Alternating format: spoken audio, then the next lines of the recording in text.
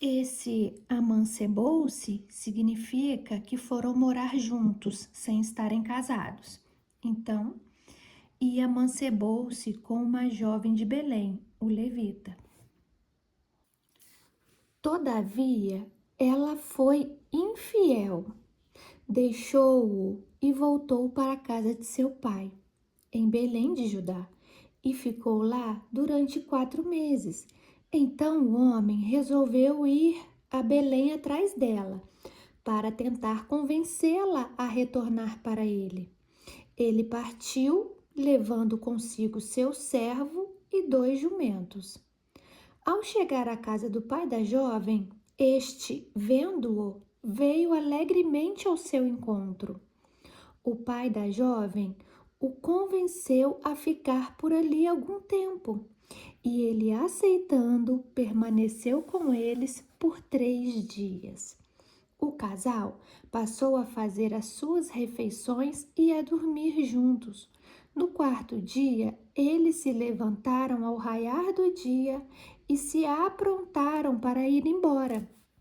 Mas o pai da jovem lhe sugeriu: restaura as tuas forças comendo um pedaço de pão, e em seguida podereis partir. Estando assentados à mesa, eles comeram e beberam juntos, como de costume.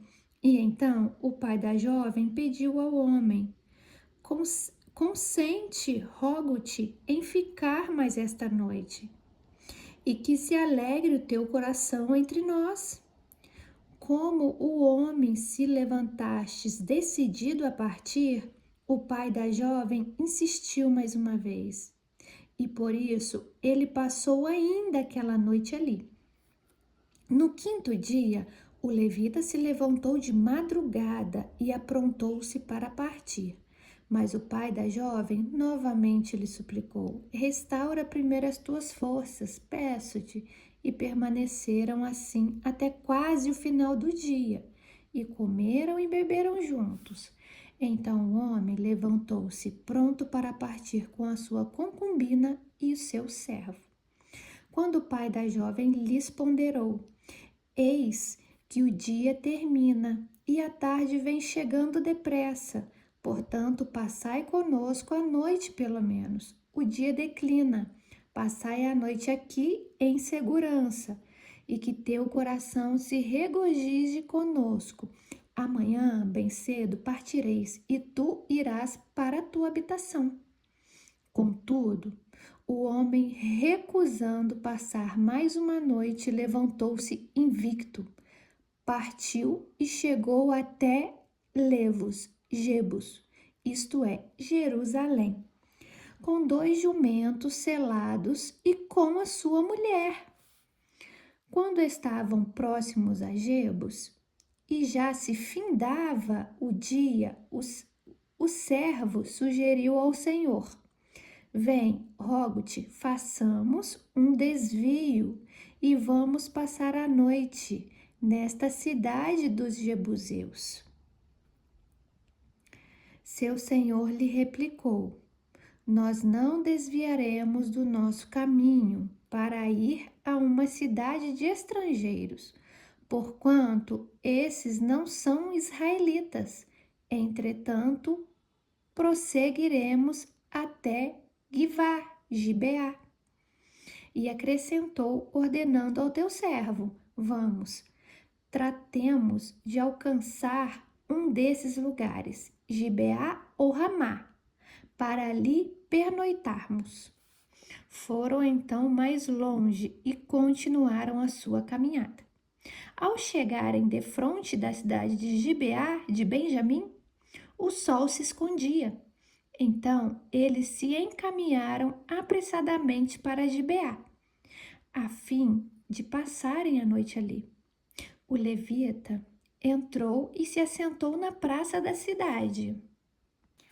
Mas ninguém lhe ofereceu hospitalidade em sua casa para pernoitar. Veio um homem idoso que, ao cair da tarde, retornava do trabalho no campo. Era um senhor das montanhas de Efraim, que estava morando em Gibeá. enquanto os do lugar eram benjamitas. Assim que avistou o viajante na praça da cidade, o velho homem lhe indagou: Para onde vais e de onde vens?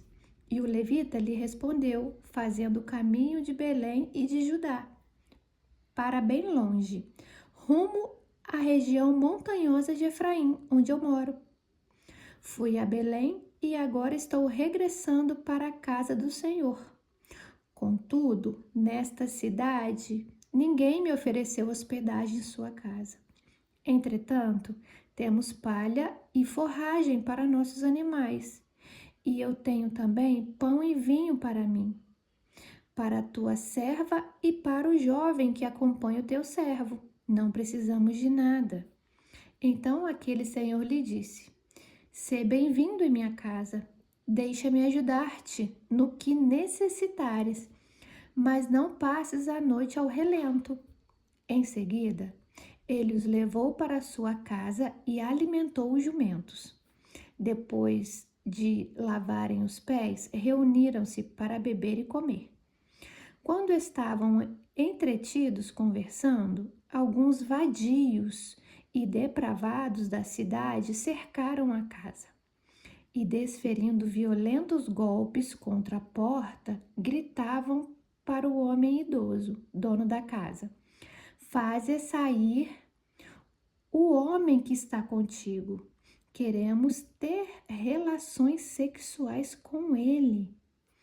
O proprietário da casa saiu e lhes aconselhou: Não, não, irmãos meus, rogo-vos, não sejais tão perversos. Considerai que este homem é meu hóspede. Não pratiqueis tal infâmia e crime. Aqui está a minha filha, que é virgem e mulher do meu hóspede. No caso aqui são duas, né? Aqui está a minha filha, que é virgem, e a mulher do meu hóspede. Eu as entregarei a vós, subjugai-as, pois, e fazei com elas como bem vos parecer, mas não faças uma loucura dessa a este homem. No entanto, aquelas pessoas não quiseram ouvi-lo. Então o levita pegou sua concubina e a entregou. Eles a violentaram e abusaram dela a noite toda. De madrugada, a abandonaram. Ao amanhecer do dia, a mulher voltou para a casa onde seu senhor estava hospedado. Caiu junto à porta e ali ficou até o dia clarear por completo. Quando seu senhor se levantou de manhã, abriu a porta da casa e saiu para prosseguir viagem, lá estava sua concubina, caída na soleira da porta. Ele lhe disse: Levanta-te, vamos embora daqui. Mas não houve resposta. Então o homem a colocou sobre o seu jumento e partiram para casa. Assim que chegou em casa, apanhou uma faca e cortou o corpo da sua concubina em 12 partes e as enviou a todas as tribos e regiões de Israel. E todos os que viram aquilo exclamaram horrorizados: Até hoje nunca se fez nem se viu tal atitude, desde o dia em que os israelitas foram libertos e saíram do Egito. Refleti, pois, sobre tudo isso e responderei o que haveremos de fazer agora. Capítulo 20 de Juízes. Então todo o povo de Israel, de Dan e a Berseba e de Gileade saíram como uma só pessoa e se reuniram em assembleia perante Yahweh em Mispá. Os líderes de todo o povo e de todas as tribos israelitas se apresentaram na congregação do povo de Deus. Eram 400.000 homens de infantaria armados de espada. E o povo de Benjamim foi informado que todos os outros israelitas haviam subido até Mispá e que eles queriam explicações sobre como aquele crime hediondo havia sido cometido. Então o levita, marido da mulher assassinada, tomou a palavra e relatou: Eu chegara com minha concubina Gibeá, no território da tribo de Benjamim, para passar a noite. Os homens de Gibeá se amontinaram contra mim e durante a noite cercaram a casa onde eu estava hospedado. Eles queriam tirar minha vida, mas em vez disso agrediram e estupraram minha mulher e ela morreu. Então tomei o corpo da minha concubina, cortei-o em pedaços e mandei uma parte para cada uma das 12 tribos de Israel, porquanto aqueles indivíduos cometeram tal ato ignominioso e infame no meio do povo de Israel. Todos vós estáis aqui, filhos de Israel, consultai-vos uns aos outros, e aqui mesmo tomai uma decisão sobre o que devemos fazer agora. Todo o povo se levantou como se fosse um só homem e declarou: Nenhum de nós retornará à sua tenda, nenhum de nós voltará à sua habitação. Isto, pois, é o que faremos agora contra Gibeá. Separaremos por sorteio de todas as tribos de Israel. De cada 100 homens, 10. De cada 1.000 homens, 100. De cada 10.000 homens, 1.000. Com a missão de arrecadarem provisões para o exército poder chegar a Gibeá de Benjamim e retribuir àquela gente o que merece por ter praticado esse crime horrível em Israel. Assim se reuniram contra aquela cidade todos os homens de Israel, unidos como um só homem. As tribos israelitas mandaram que mensageiros fossem por toda a tribo de Benjamim e comunicassem: Que crime terrível é esse que se cometeu entre vós? Agora, pois, entregai-nos os responsáveis, esses indivíduos imorais e criminosos, para que nós os executemos e extirpemos este mal do meio de Israel. Contudo, os benjamitas não quiseram dar ouvidos aos seus irmãos israelitas. Os benjamitas, deixando as suas cidades, se concentraram em Gibeá e prepararam-se para combater contra os demais filhos de Israel. Contataram-se naquele dia os benjamitas vindos das diversas cidades. Eram 26.000 homens hábeis no manejo da espada, sem contar os próprios habitantes de Gibeá. Em todo esse exército havia 700 homens de Escol.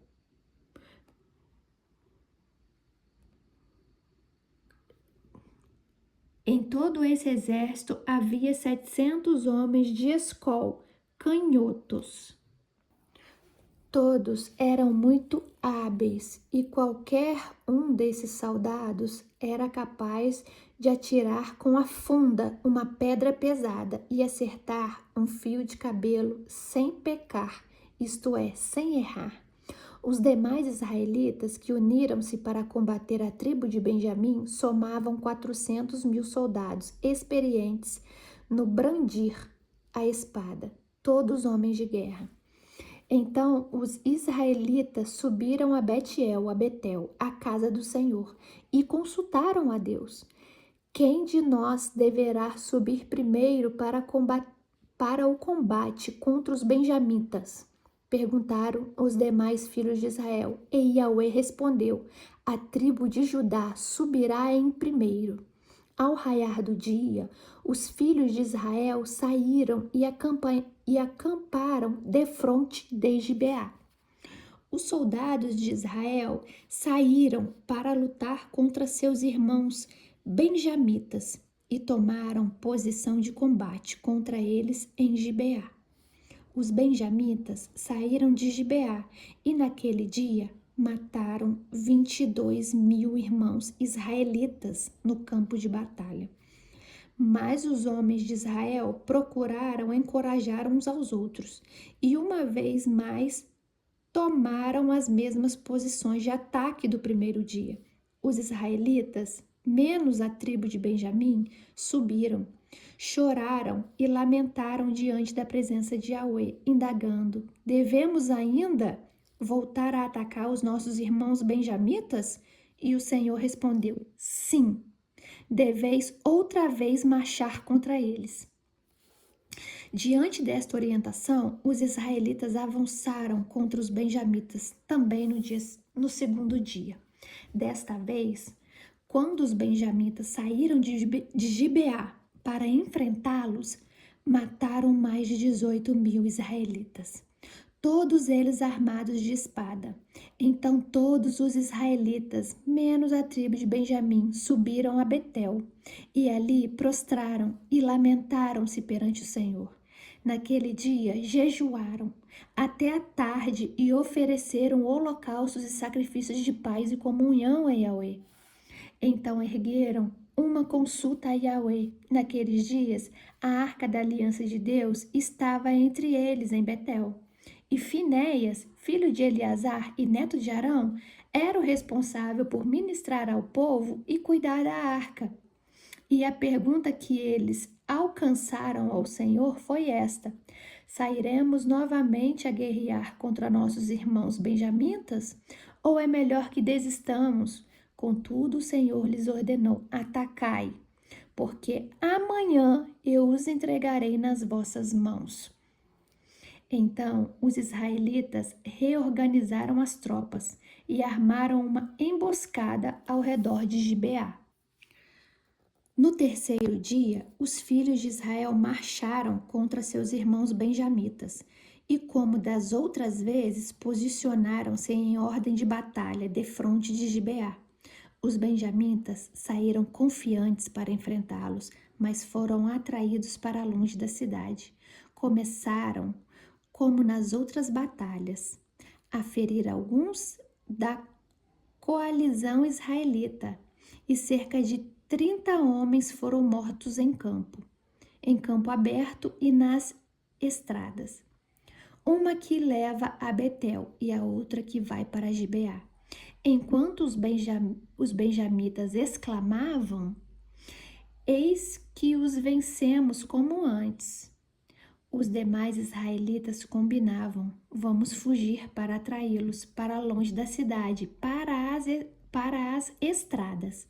Então, todos os homens de Israel abandonaram as suas posições e se organizaram em Baal-Tamar. E a emboscada da coalizão israelita atacou de sua posição a oeste de Gibeá. 10.000 homens de elite, escolhidos de toda a coalizão de Israel, vieram violentamente contra Gibeá.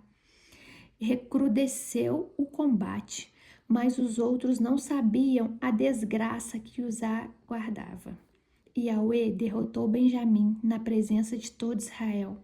E naquele dia, a coalizão israelita matou 25.100 benjamitas, todos hábeis soldados armados de espada.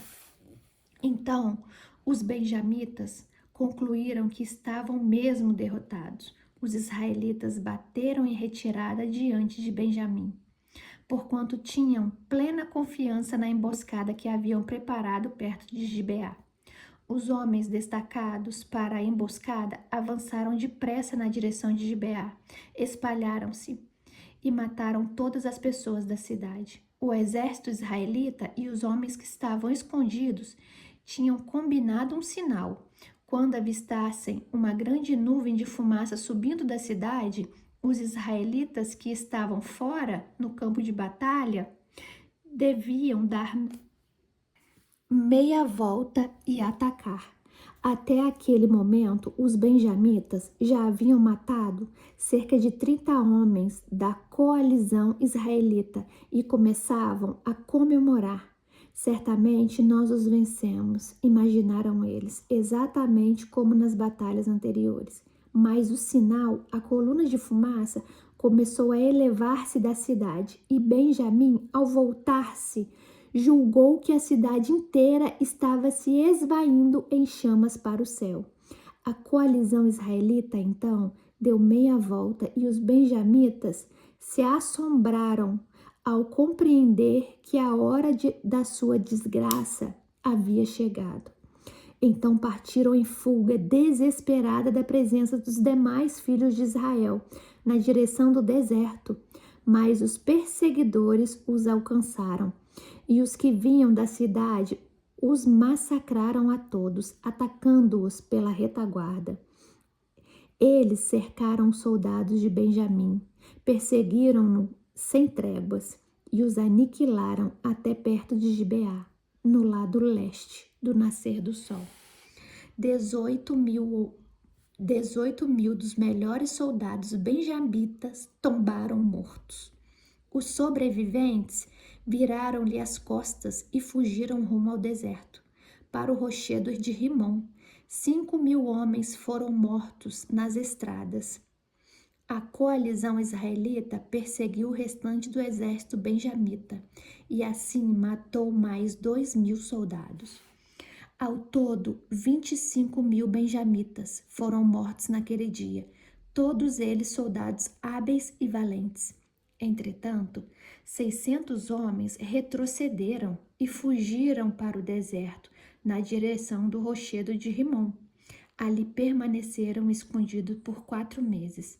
A coalizão israelita voltou aos benjamitas e passou ao fio da espada toda a população masculina da cidade, e até mesmo o gado e tudo o que ali se achava, e também atearam fogo em todas as demais cidades benjamitas da região.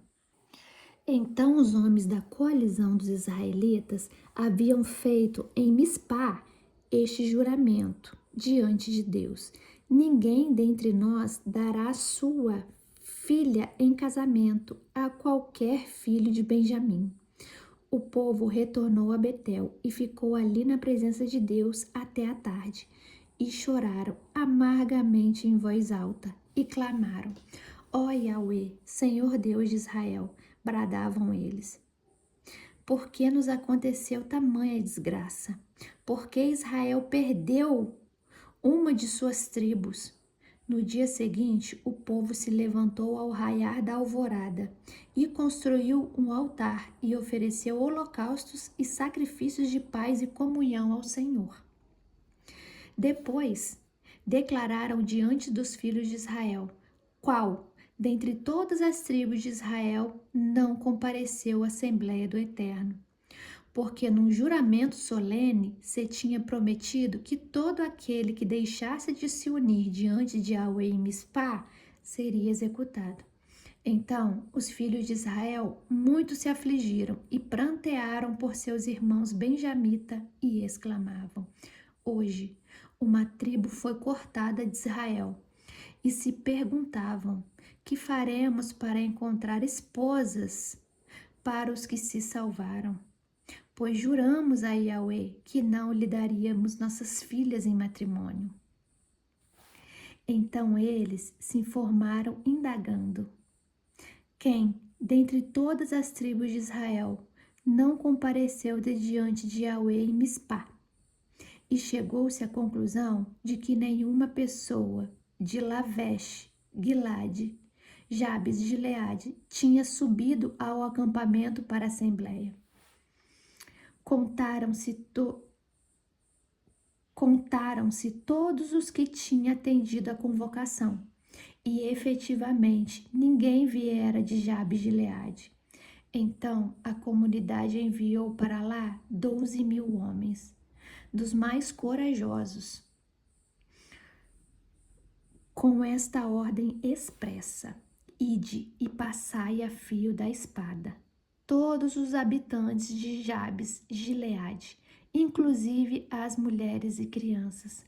Portanto, assim procedereis: matareis todos os homens e também toda mulher que já tiver se deitado com um homem, mas poupareis todas as virgens. E assim fizeram.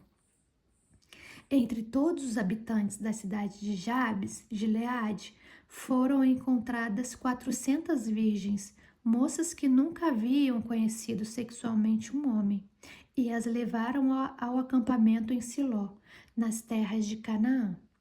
Então, todos concordaram em enviar mensageiros aos benjamitas, na região do rochedo de Ribom, com a missão de lhe comunicar uma proposta de paz. Aí os benjamitas voltaram e receberam aquelas 400 virgens de Jabes de Gileade. Contudo, não haviam moças em número suficiente para todos os homens. Então, os demais israelitas ficaram com pena dos irmãos benjamitas, porquanto pela vontade de Yahweh abriu-se uma lacuna entre o número exato das tribos de Israel.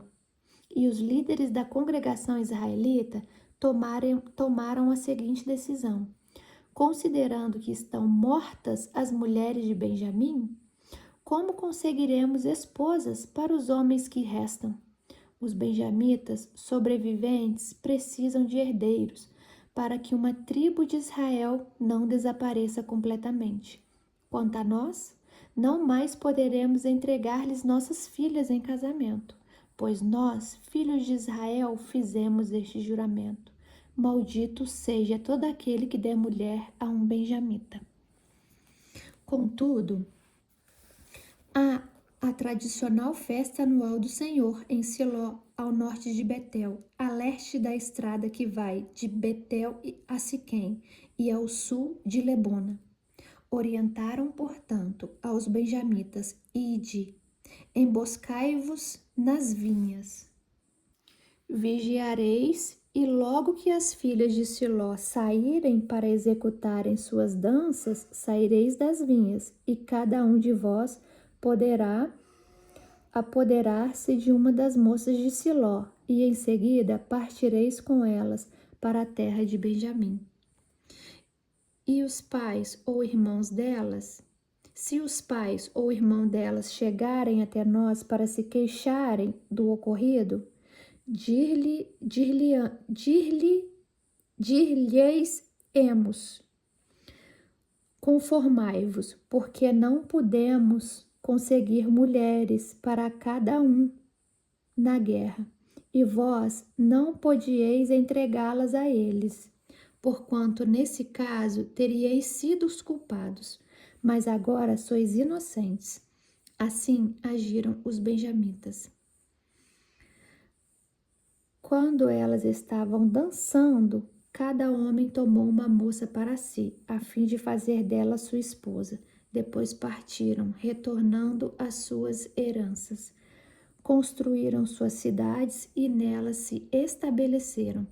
Na mesma época, os demais filhos de Israel deixaram aquelas terras e voltaram, cada qual à sua tribo e o seu clã, cada um para o seu próprio território. Naqueles dias não havia rei em toda a terra de Israel, e cada pessoa fazia o que lhe parecia direito. Vamos para o nosso apanhadinho aqui, e o texto, Juízes 19, inicia assim: Naqueles dias, o povo de Israel não tinha um rei para governá-los. A leitura de hoje foi um pouco pesada, mas eu vou explicar direitinho o que está acontecendo. Como vocês viram, a frase que inicia essa história já diz que não tinha rei. Então, cada um fazia conforme achava que era para ser feito. Uma concubina retorna para a casa de seu pai. O texto fala que ela foi infiel, mas esse infiel não é porque ela traiu o levita. Esse infiel foi porque ela voltou sem a permissão do levita para a casa de seu pai. Ela fica lá durante 4 meses e esse levita resolve ir atrás dela. Ele parte das montanhas de Efraim com um servo e 2 jumentos. E ali ele fica durante 5 dias. Chega lá na casa do pai dela, se reconcilia com ela e fica lá durante 5 dias. E durante todos esses dias, ele quer ir embora. Só que o pai da moça fala, fica mais um pouquinho, e ele acaba ficando. Só que nesse 5º dia, ele levanta bem cedinho para ir embora e não vai, mais uma vez. Porém, de tarde, ele resolve ir embora, levanta e vai. Ele está em Belém de Judá, faz uma caminhada e chega até Jerusalém. Esse servo que está com eles pede ao levita para que eles fiquem na cidade dos jebuseus, pede para que eles façam um desvio para se hospedarem na cidade dos jebuseus. E o levita fala que não vai ficar na cidade de um estrangeiro. Porque essas pessoas, esses jebuseus, não eram israelitas. Continuam a caminhada, chegam até Gibeá, onde os moradores ali, são da tribo de Benjamim. Já chegam quando o sol está se pondo, sentam numa praça, ninguém daquela cidade os convida para pernoitarem, ninguém os convida, e passa um senhor vindo de uma lavoura, um idoso. Vêem eles na praça e perguntam de onde eles estão vindo, para onde eles estão indo. E o levita fala que está vindo de Belém de Judá, em direção às montanhas de Efraim. E eles ali conversando, esse idoso fala que também é de Efraim, mas que no momento estava morando ali, em Gibeá, onde se encontrava a tribo de Benjamim, que eram israelitas. Só que tem um detalhe, quando esse levita responde que está voltando para Efraim, ele fala que está voltando para a casa do Senhor. Provavelmente esse levita tinha algum cargo ou no templo ou alguma coisa. Porque voltando para a casa do Senhor, por que ele não disse, estou voltando para a minha casa, estou voltando para a casa do Senhor? Esse idoso os leva para casa, ali eles lavam os pés, comem, dão alimento para os animais e ficam ali conversando, quando de repente eles escutam pessoas socando a porta deles. Socando, batendo muito forte. O idoso vai atender e eles falam, nós queremos o homem que está na sua casa para termos relação sexual com ele. Esse idoso pede, suplica para que eles não sejam perversos e não pratiquem aquele crime. O idoso oferece a filha dele e a concubina do levita. E tem um detalhe aqui, a filha dele é virgem ainda. E fala, faz com elas o que vocês quiserem, mas não faça nenhuma loucura com esse homem. Os homens não deram ouvidos ao idoso. O levita pega a sua concubina e entrega na mão deles. E eles abusam violentamente dela a noite toda. O texto diz que ela retorna para casa quase amanhecendo, chega na porta e cai ali mesmo, morta. O texto diz que o levita levanta para ir embora de manhã. Ele levanta para ir embora, arruma as coisas dele para poder ir embora, abre a porta e dá de cara com ela caída. Chama ela várias vezes e ela não responde. Não responde porque está morta. Ele pega aquele corpo, coloca em cima da jumenta e parte para Efraim. Chega lá, ele parte o corpo dela em 12 pedaços e manda para as 12 tribos de Israel. O que esse levita queria com isso? O que ele queria com isso? Em vez de ter sepultado o corpo dela, ele queria vingança. Ele queria vingança. Ninguém esquarteja um corpo se não tiver com muita raiva. Ele estava com muita raiva do que tinha acontecido. Do que quase aconteceu com ele também, né? Quase que ele foi estuprado e morto. Então ele estava com muita raiva. ele esquarteja esse corpo e manda para as 12 tribos. Queria vingança. Como nós vimos no início, cada um fazia o que se achava certo aos olhos. Nos olhos dele, por ele estar com ira, nos olhos dele, para ele era certo aquilo. Com certeza, esses pedaços foram com um recado e um endereço, porque toda a Israel foi interrogar o levita. Se o texto fala que foram interrogar o levita, é porque esses corpos não chegaram, esses pedaços de corpos não chegaram sozinhos, né? Chegaram junto com mensagens. Juntam israelitas de Dan a Berseba e de Gileade, convocam todos esses povos e fazem uma assembleia. O povo dos benjamitas ficam sabendo que estão todos os israelitas reunidos em Mispá em uma assembleia, interrogando o levita sobre aquele crime hediondo, e o levita relata. Que mentira que o levita relatou. E o levita relata: eu estava em Gibeá, hospedado durante a noite, cercaram a casa. Eles queriam tirar a minha vida, mas em vez disso, agrediram e estupraram a minha mulher e ela morreu. Aí Juízes 20, verso 5. Então peguei o corpo dela e o cortei em pedaços e mandei uma parte do corpo para as 12 tribos de Israel.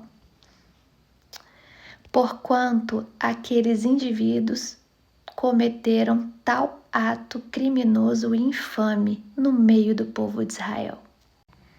Eles queriam matar o levita? Não. Ele falou mentira. Eles queriam ter relação sexual com o levita. E o levita pegou a mulher dele e entregou. E o levita não falou isso. Nem que eles queriam ter relação sexual com ele. E nem que ele entregou a sua mulher para ser estuprada. Vou repetir.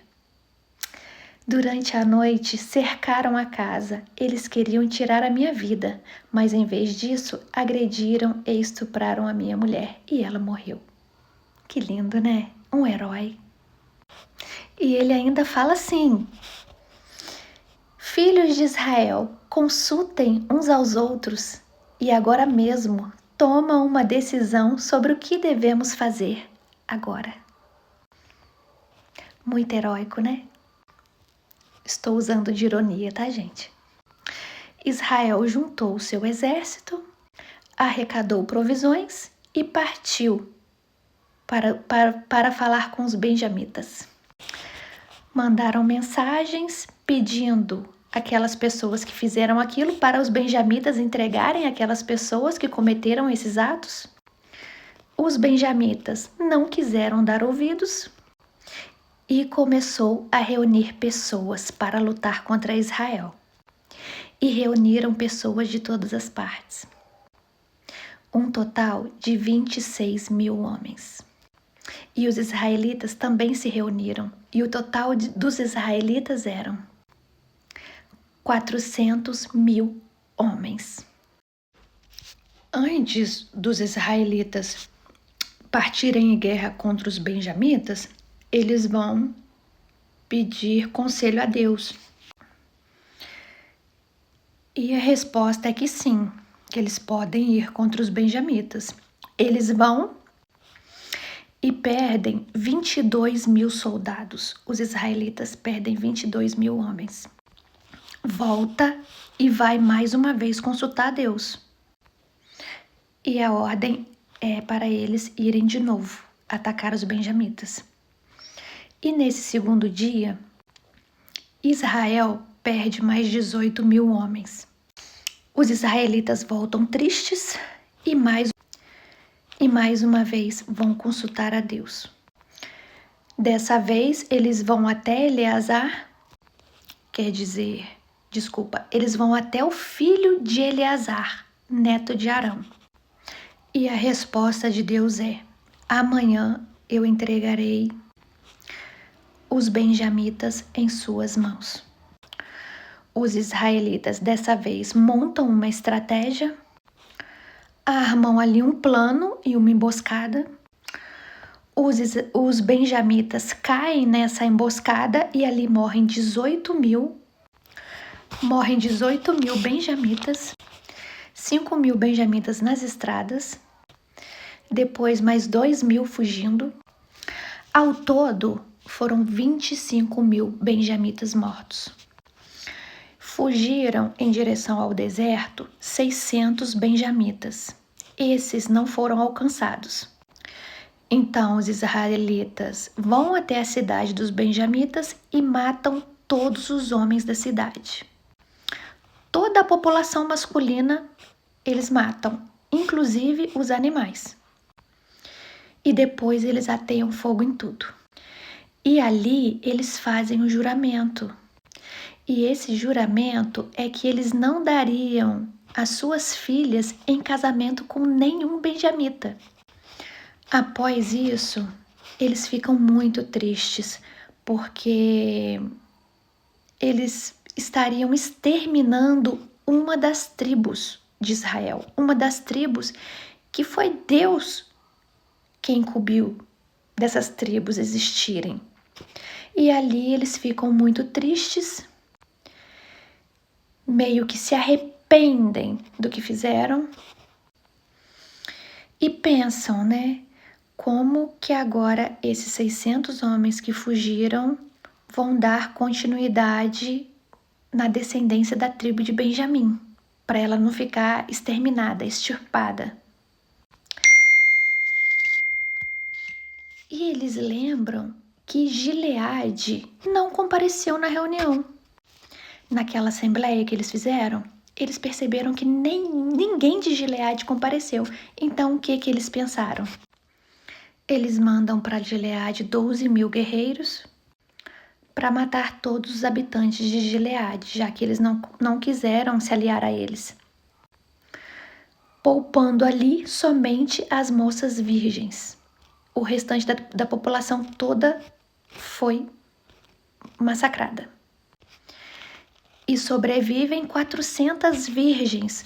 Só que foragidos, né, os benjamitas que fugiram, são 600. Então, ainda tinha ficado alguns homens sem mulheres. Eles mandam uma mensagem para esses benjamitas que estão foragidos, falando, olha, vamos fazer um acordo de paz, a gente vai te dar moças virgens para vocês recomeçarem a tribo de Israel. Eles voltam, eles dão essas moças virgens para eles e veem que tem gente que fica faltando. E eles lembram que vai haver uma festa em Siló, na cidade de Siló, ou aldeia, não sei se é cidade, se é aldeia, vai ter uma festa ali. E falou para esses benjamitas ficarem escondidos nas vinhas e quando as moças dessas cidades saírem para dançar nessa festa, que eles poderiam tomar das mulheres ali, das moças, e pegar para si moças ali. E se caso alguém fosse reclamar com os israelitas depois, eles falariam para eles se conformarem, porque após a guerra, a tribo dos benjamitas ficou sem mulheres. E como ninguém do povo de Israel poderia dar mulheres a ele por causa do juramento, eles as roubando, então os pais não iriam estar dando as filhas foram roubadas. E assim, esses pais ficavam livres dos votos, da maldição dos votos, porque não foi eles que deram, não foi os pais que deram, elas foram levadas e roubadas. Então ali eles ficariam livres de todo aquele voto e de tudo que acarretaria se aquele voto não fosse cumprido. Após isso, após esse acordo de paz, cada israelita volta para sua cidade, seguir sua vida. E o texto termina, Juízes terminou, tá? Terminou aqui, a gente fez do 19 ao 21. E aqui no capítulo 21 termina assim. Naqueles dias não havia rei em toda a terra de Israel, e cada pessoa fazia o que lhe parecia direito. Assim como começou o capítulo 29, o livro de Juízes termina. E ao longo de todo o livro de Juízes, nós vimos isso aqui, essa frase. E isso significa que tudo que está aqui nesse livro de Juízes não foi com a permissão de Deus. Foi com que eles achavam como eles achavam que deveria proceder, que deveria fazer. E por que isso aconteceu? Porque esse povo nessa época não tinha reis, não tinha quem liderasse o povo, não tinha quem julgasse os casos, não tinha nada. Cada um fazia o que bem via aos olhos mesmo. E aqui eu termino o livro de Juízes. Eu espero que vocês tenham gostado e amanhã a gente começa no livro de Ruth e até amanhã. Um beijo para vocês.